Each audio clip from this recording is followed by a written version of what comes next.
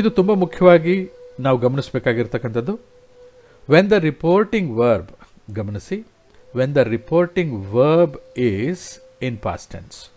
Reporting verb ಅಂದರೆ said, answered, asked, ಇವೆಲ್ಲ past ಟೆನ್ಸಲ್ಲಿರುತ್ತೆ. ಸೊ ಪಾಸ್ಟ್ ಟೆನ್ಸಲ್ಲಿ ನೀವು ಯೂಸ್ ಮಾಡಿದ್ರೆ ಇಂಡೈರೆಕ್ಟ್ ಸ್ಪೀಚಲ್ಲಿ ಕೂಡ ಪಾಸ್ಟ್ ಟೆನ್ಸಲ್ಲೇ ಹೇಳಬೇಕಾಗತ್ತೆ. ದಿಸ್ ಅಪ್ಲೈಸ್ ಟು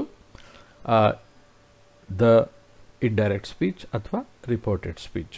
ಬನ್ನಿ ಒಂದೊಂದಾಗೆ ನೋಡ್ತಾ ಹೋಗೋಣ ಏನಾಗತ್ತೆ ಅಂತ. ಸಪೋಸ್ ಡೈರೆಕ್ಟ್ ಸ್ಪೀಚಲ್ಲಿ ಈಸ್ ಅಥವಾ ಆ್ಯಮ್ ಇದೆ, ನಾವು ಇಂಡೈರೆಕ್ಟಿಗೆ ಅದನ್ನು ವಾಸ್ ಆಗಿ ಕನ್ವರ್ಟ್ ಮಾಡಬೇಕು.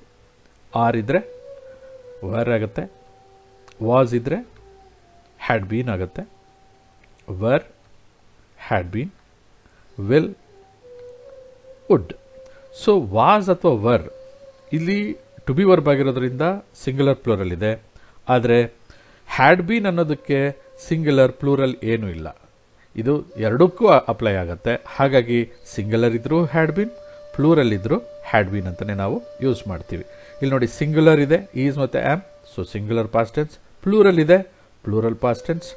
ಸಿಂಗ್ಯುಲರ್ ಇದೆ had been is singular, plural ಇದೆ had been is plural. So will ಅನ್ನೋದು ವುಡ್ ಆಗುತ್ತೆ. ಇದನ್ನು ನೀವು ಗಮನಿಸ್ತಾ ಬರಬೇಕು. ಹಾಗೆ ಮುಂದೆ ನೋಡೋಣ. ಕ್ಯಾನ್ ಇದೆ, ಕುಡ್ ಆಗುತ್ತೆ, ಯಾಕಂದರೆ ವಿಲ್ ಅನ್ನೋದು ವುಡ್ ಆದಾಗ ಕ್ಯಾನ್ ಅನ್ನೋದು ಕುಡ್ ಆಗುತ್ತೆ. ಹ್ಯಾವ್ ಅಥವಾ ಹ್ಯಾಸ್ ಇದ್ದರೆ ಹ್ಯಾಡ್ ಆಗುತ್ತೆ. ಹ್ಯಾವಂಟ್ ಹ್ಯಾಸಂಟ್ ಇದ್ದರೆ ಹ್ಯಾಡಂಟ್ ಆಗುತ್ತೆ. ಡೂ ಡಸ್ ಇದ್ದರೆ ಡಿಡ್ ಆಗುತ್ತೆ. ಡೋಂಟ್ ಅಂತ ಇದ್ದರೆ ಅಥವಾ ಡಸಂಟ್ ಅಂತ ಇದ್ದರೆ ಡಿಡೆಂಟ್ ಆಗುತ್ತೆ. When the reporting verb is in past tense, the tense of the verb in indirect speech is also changed. Did ಅಂತ ಇದ್ರೆ ಹ್ಯಾಡ್ ಆಗತ್ತೆ, ಹ್ಯಾಡ್ ಅಂತ ಇದ್ರೆ ಹ್ಯಾಡ್ ಆಗತ್ತೆ. Notice, what did you take? What did you take for lunch? So what did you take for lunch? So you can say he asked what he had for lunch. ಇದನ್ನು ಕೂಡ ನಾವು use ಮಾಡ್ಬೋದು. He had used chapati for lunch. I had chapati. See, I had chapati for lunch. He said he had chapati for lunch. Had ಅನ್ನೋದು past tense ಆದರೆ, he had ಅಂದರೆ ಎರಡನೇ had ಇದೆಯಲ್ಲ, ಇದು ಟೇಕನ್, ಈಟನ್ ಅನ್ನೋ ಅರ್ಥ ಕೊಡುತ್ತೆ. ಅದು ಜ್ಯೂಸ್ ಆದರೆ he had ಜ್ಯೂಸ್ ಅಂದರೆ he had drunk juice after lunch. ಅದನ್ನು ಕೂಡ ನಾವು ಹಾಗೆ ಹೇಳ್ಬೋದು. ನೌ ಅಂತ ಇದ್ದರೆ ದೆನ್ ಆಗುತ್ತೆ ಇಂಡೈರೆಕ್ಟ್ ಸ್ಪೀಚಲ್ಲಿ. ಡೈರೆಕ್ಟ್ ಸ್ಪೀಚಲ್ಲಿ ಹಿಯರ್ ಇದ್ದರೆ ಇಂಡೈರೆಕ್ಟ್ ಸ್ಪೀಚಲ್ಲಿ ದೇರ್ ಆಗುತ್ತೆ. ಟುಡೇ ಇದ್ದರೆ ದಟ್ ಡೇ ಆಗುತ್ತೆ. ಎಸ್ಟರ್ಡೇ ಅಂತ ಇದ್ದರೆ ದ ಪ್ರೀವಿಯಸ್ ಡೇ ಅಂತ ಆಗುತ್ತೆ. ಟುಮಾರೋ ಅಂತ ಇದ್ದರೆ ದ ಫಾಲೋಯಿಂಗ್ ಡೇ ಅಂತ ಆಗುತ್ತೆ. ದಿಸ್ ವೀಕ್ ಅಂತ ಇದ್ದರೆ ದಟ್ ವೀಕ್ ಆಗುತ್ತೆ. Last week the previous week. Ago ಅಂತ ಇದ್ದರೆ ಬಿಫೋರ್ ಅಥವಾ ಅರ್ಲಿಯರ್ ಅಂತ ಆಗುತ್ತೆ. So in the reported speech we know that messages contain what someone said to others. ಯಾರೋ ಹೇಳಿರೋದನ್ನು ಇನ್ಯಾರಿಗೋ ಹೇಳೋದಕ್ಕೆ ನಾವು ರಿಪೋರ್ಟೆಡ್ ಸ್ಪೀಚ್ ಅಂತ ಹೇಳ್ತೀವಿ. ಅಲ್ಲಿ they may be classified into, first ವಿಡಿಯೋದಲ್ಲಿ ನೋಡಿದ್ವಿ ನಾವು ಅಸರ್ಟಿವ್ ಸೆಂಟೆನ್ಸಸ್ ಅಂತ. ಸೆಡ್ ದಟ್ ಅಥವಾ told me, told him, told her, ಇದು ಹೇಗೆ ಹೇಳೋದು ಅಂತ. ಹಾಗೆ ಇಂಪರೇಟಿವ್ ಸೆಂಟೆನ್ಸ್ ಬಗ್ಗೆ ಮಾತಾಡಿದ್ದೀವಿ. Instructed, requested or ordered, commanded, ಇದನ್ನು ಹೇಗೆ ಯೂಸ್ ಮಾಡೋದು ಅಂತ. ಮತ್ತು ಇಂಟ್ರಾಗೇಟಿವ್ ಸೆಂಟೆನ್ಸ್ನಲ್ಲಿ questioned, asked, whether, questioned, inquired about, wanted to know, interrogated, cross examined, quizzed, drilled, ಈ ಥರದ ವರ್ಡ್ಗಳನ್ನು ಹೇಗೆ ಹಾಕ್ಬೋದು ಅಂತ ನಾವೀಗ ಈ ಒಂದು ಇದರಲ್ಲಿ ನೋಡ್ತಾ ಇದ್ದೀವಿ. ಈಗ ಎಕ್ಸ್ಕ್ಲಮೇಟ್ರಿನ ನಾವು ಹೇಗೆ ಯೂಸ್ ಮಾಡ್ತೀವಿ. ಎಕ್ಸ್ಕ್ಲೇಮ್ಡ್, ಅಲಾಸ್, ಓ, ಆ, ಹುರ್ರೆ. ಇದು ನೆಕ್ಸ್ಟ್ ವಿಡಿಯೋದಲ್ಲಿ ನಾವು ಇಂಪರೇಟಿವ್ ಮತ್ತು ಎಕ್ಸ್ಕ್ಲಮೇಟ್ರಿನ ಹೇಗೆ ಉಪಯೋಗಿಸೋದು ಅಂತ ನೋಡ್ತೀವಿ. Indirect speech structures are used to give messages to others. In direct speech bubbles, ಇದನ್ನು ನಾನು ಫಸ್ಟ್ ವಿಡಿಯೋದಲ್ಲಿ ಹೇಳಿದ್ದೀನಿ. ಇನ್ವರ್ಟೆಡ್ ಕಾಮರ್ಸ್ ಹೇಗೆ ಯೂಸ್ ಮಾಡ್ತೀವಿ, ಸ್ಕ್ರಿಪ್ಟ್ ಫಾರ್ಮ್ ಹೇಗೆ ಯೂಸ್ ಮಾಡ್ತೀವಿ ಅಂತ. Indirect speech questions can be reported in 2 ways. ಕ್ವೆಶ್ಚನ್ಸಲ್ಲಿ ಎಸ್ಪೆಷಲಿ ಕ್ವೆಶ್ಚನ್ಸಲ್ಲಿ ಹೇಗೆ ನಾವು ಮಾಡ್ತೀವಿ ಅಂತ ಇಫ್ ಆರ್ ವೆದರ್ ಅಂತ ಹಾಕ್ತೀವಿ. ಹಿ ಕ್ವೆಶ್ಚನ್ಡ್ ವೆದರ್ ಅಂದರೆ ಎಸ್ ಆರ್ ನೋ ಟೈಪ್ ಕ್ವೆಶ್ಚನ್ನಲ್ಲಿ ಹೀಗೆ ಯೂಸ್ ಮಾಡ್ತೀವಿ. For example principal asking are you attending. Principal asked me whether I am attending. ಹಾಗೆ WH ಕ್ವೆಶ್ಚನ್ಸ್ ಇರುತ್ತೆ. WH ವರ್ಡ್ಸ್ನ ಹೇಗೆ ಯೂಸ್ ಮಾಡ್ತೀವಿ ಅಂತ ಇಲ್ಲಿ ನಾವು ವಿ ಡೋಂಟ್ ಯೂಸ್ ವೆದರ್ ಅಥವಾ ಇಫ್ ಅನ್ನೋದನ್ನು ನಾವಿಲ್ಲಿ ಯೂಸ್ ಮಾಡೋದಿಲ್ಲ.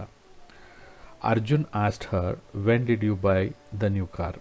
Arjun asked her when she bought the new car. So ಈ ಥರ ನಾವು ಹೇಳ್ತೀವಿ. ಲೆಟ್ಸ್ ರಿಪೋರ್ಟ್ ಕ್ವೆಶ್ಚನ್ಸ್ ನಾವ್. In the previous video, we have watched how to convert from direct to indirect when they are assertive sentences. In this video, let us learn more about reporting questions. So usually, what's your name is a very simple question. Have you had your lunch? Did you go to Bengaluru yesterday? Why?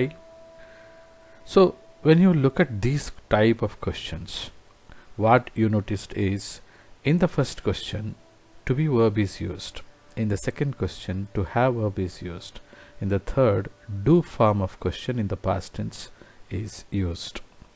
So when we convert a simple present in to be verb, what's the principle? What does the grammar say? What's your name? She asked me. She asked me what. So she asked me what my name was. She asked me what my name was. So I replied, my name was Suresh. What is your name? My name is Suresh. These two sentences are in direct speech. If you change that into reported speech, you have to change the tense of the verb according to the tense of the reporting verb. So in the next question, have you had your lunch? She asked me whether, because there is a possibility of my saying yes or no. Have you had your lunch? Yes, I had my lunch. Have you had your lunch? No, I haven't had my lunch. So there is a possibility of saying yes or no. Therefore you have to use, while reporting such sentences, such interrogative sentences, ನಾವೇನು ಮಾಡಬೇಕಾಗತ್ತೆ ಅಂದರೆ weather ಅಥವಾ if ಅಂತ ಒಂದು ವರ್ಡ್ನ ಸೇರಿಸ್ಕೋಬೇಕಾಗತ್ತೆ. I replied ಅಂತ ಹೇಳ್ತೀವಿ. So ಇದನ್ನು ನಾವು ರಿಪೋರ್ಟೆಡ್ ಸ್ಪೀಚ್ ಮಾಡಿದ್ರೆ she asked me whether I had my lunch. Did you go to Bengaluru yesterday? She asked me whether. ಇದಕ್ಕೂ ಕೂಡ ಎಸ್ ಆರ್ ನೋ ಬರುತ್ತೆ, ಹಾಗಾಗಿ ಇಲ್ಲೂ ವೆದರ್ ಸೇರಿಸ್ಕೋಬೇಕಾಗತ್ತೆ.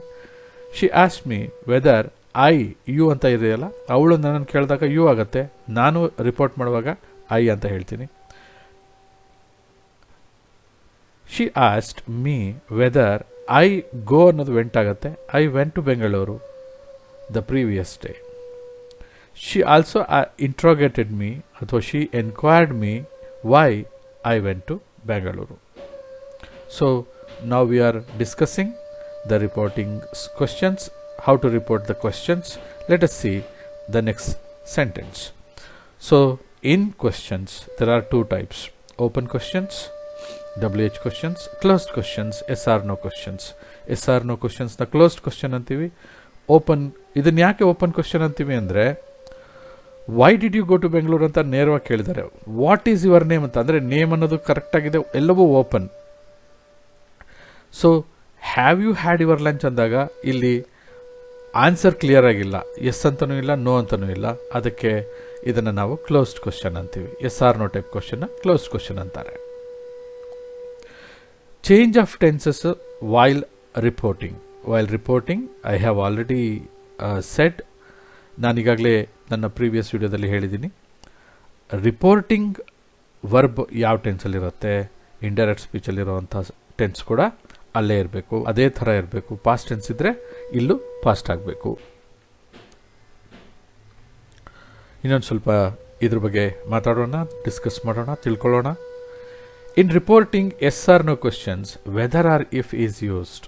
ನಾವೀಗಾಗಲೇ ಗಮನಿಸಿದ್ವಿ whether or if is used ಅಂತ. She asked me if I take tea. She asked me if I take tea. In reporting questions that begin with do or does, the do or does must be deleted. He asked me whether I spoke Sanskrit. In reporting WH questions, whether or if is not used.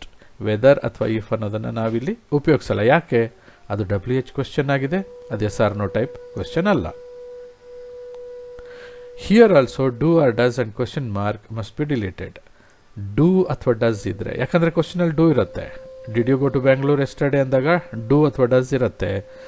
ಅದನ್ನು ನೀವು ಹಾಗೆ ಹೇಳಬಾರ್ದು, question mark ತೆಗಿಬೇಕು. Question mark ಇರಬಾರ್ದು, do does ತೆಗಿಬೇಕು. ಅದು WH ಇರ್ಬೋದು ಅಥವಾ question yes or no type questions ಇರ್ಬೋದು. ನಾವು ಡೂ ಅಥವಾ ಡಸ್ನ ಯೂಸ್ ಮಾಡಬಾರ್ದು. She asked him where he lived. So when she asked where do you live, where do you live ಅಂತ ಕ್ವಶನ್ ಇರುತ್ತೆ. ಇಲ್ಲಿ ರಿಪೋರ್ಟೆಡ್ ಸ್ಪೀಚಲ್ಲಿ she asked him where he lived. Where did you live ಅಂತ ಹೇಳಬಾರ್ದು, where he lived. Where did he live ಅಲ್ಲ, where he lived. So ಗಮನಿಸಿ ಇದನ್ನು. Some common words or verbs in reporting questions are asked, questioned, enquired. ಈ ಥರದ ಪ್ರಶ್ನೆಗಳೇ ಬರುತ್ತೆ. Inquired about, picked someone's brain, grilled, interrogated, cross-examined, wanted to know, questioning look, quizzed. So ಈ ಥರದ ಪದಗಳನ್ನು ನಾವಿಲ್ಲಿ ಉಪಯೋಗಿಸ್ತೀವಿ. ಪ್ರತಿ ಸಲಿನೂ ನೀವು ಈ ಕ್ವಶನ್ಸ್ನ ರಿಪೋರ್ಟ್ ಮಾಡಬೇಕಾದ್ರೆ ಆಸ್ಟ್ ಅಂತಲೇ ಹೇಳಬಾರ್ದು, ಅಥವಾ ಕ್ವಶನ್ ಅಂತ ಹೇಳಬಾರ್ದು. ಎನ್ಕ್ವೈರ್ಡ್ ಅಂತ ಹೇಳ್ಬೋದು, ಇನ್ಕ್ವೈರ್ಡ್ ಅಬೌಟ್ ಹೇಳ್ಬೋದು. ಸೊ ಇಷ್ಟೆಲ್ಲ ಪದಗಳಿವೆ. ಇಷ್ಟೆಲ್ಲದ್ರ ಜೊತೆಗೆ ಇಂಟ್ರಾಗೇಟೆಡ್ ಅಂತ ಕೂಡ ಹೇಳ್ಬೋದು. ಇದೇ ಆ್ಯಕ್ಚುಲಿ ಇದು ಇಂಟ್ರಾಗೇಟಿವ್ ಸೆಂಟೆನ್ಸ್ ಆಗಿರೋದ್ರಿಂದ you can definitely say interrogated ಅಂತ. So are you busy, manager ಕೇಳ್ತಾ ಇದ್ದಾರೆ, ಆರ್ ಯು ಬ್ಯುಸಿ. ಅನು ಉತ್ತರ ಕೊಡ್ತಾ ಇದ್ದಾರೆ, have you taken your lunch. Anoop ಹೇಳ್ತಾ ಇದ್ದಾನೆ, Rupa from where have you bought your cell phone. ಮೂರು ಕೂಡ ಸ್ಟ್ರೇ ಸೆಂಟೆನ್ಸಸ್ಸು. ಒಂದು ಆರ್, ಒಂದು ಹ್ಯಾವ್. ಇಲ್ಲಿ ಕೂಡ ಹ್ಯಾವ್ ಯೂಸ್ ಮಾಡಿದ್ದೀವಿ. ಈ ಒಂದಕ್ಕೊಂದಕ್ಕೆ ಉತ್ತರ ಅಲ್ಲ ಇದು. ಸೊ ಇಲ್ಲಿ ಮ್ಯಾನೇಜರ್ ಕೇಳ್ತಾ ಇದ್ದಾರೆ ಆರ್ ಯು ಬ್ಯುಸಿ ಅಂತ. ಅದನ್ನಷ್ಟೇ ನಾವು ಸ್ಟ್ರೇ ಸೆಂಟೆನ್ಸ್ ಆಗಿ ರಿಪೋರ್ಟೆಡ್ ಸ್ಪೀಚಿಗೆ ತರೋಣ. Have you taken your lunch. ನೋಡಿ ಇಲ್ಲೆಲ್ಲ ಆರ್, ಹ್ಯಾವ್ ಮತ್ತು ಇಲ್ಲಿ ಹ್ಯಾವ್ ಇದೆ. ಹಾಗೆ ನಾವು ಉಪಯೋಗಿಸಲ್ಲ. Manager asked him whether he was busy. Whether he was busy. Are you busy? Was he busy ಅಲ್ಲ, he was busy. Question mark ತೆಗಿಬೇಕು, ಇನ್ವರ್ಟೆಡ್ ಕಾಮ ತೆಗಿಬೇಕು, ಈ ಕ್ವಶನ್ ವರ್ಡ್ನ ತೆಗಿಬೇಕು. ಅಂದರೆ ಈ ಟು ಬಿ ವರ್ಬ್ ಯೂಸ್ ಆಗಿದೆಯಲ್ಲ, ಇದು ಕೂಡ ಯೂಸ್ ಮಾಡೋಂಗಿಲ್ಲ. Have you taken your lunch ಅಂತ ಅನು ಕೇಳ್ತಾ ಇದ್ದಾರೆ. Anu asked me whether I had taken lunch. I had taken my lunch. You ಅನ್ನೋದು ಐ ಆಗುತ್ತೆ, ಹ್ಯಾವ್ ಹ್ಯಾಡ್ ಆಗುತ್ತೆ, ಟೇಕನ್ ಹಾಗೆ ಇರುತ್ತೆ, ಯು ಆರ್ ಮೈ ಆಗುತ್ತೆ, ಲಂಚ್ ಕೂಡ it remains the same. Anoop, Roopa from where have you bought your cell phone. Anoop ರೂಪನ್ ಕೇಳ್ತಾ ಇದ್ದಾರೆ, Roopa from where have you bought your cell phone. So Anoop asked Rupa from where, you ಅನ್ನೋದು she ಆಗುತ್ತೆ, she had bought her cell phone. Question mark ಹೋಗುತ್ತೆ, inverted commas ಹೋಗುತ್ತೆ. So notice the difference. Arun asked her, what have you brought for breakfast. Arun asked her what she had, you ಅನ್ನೋದು she ಆಗುತ್ತೆ, she had brought for breakfast.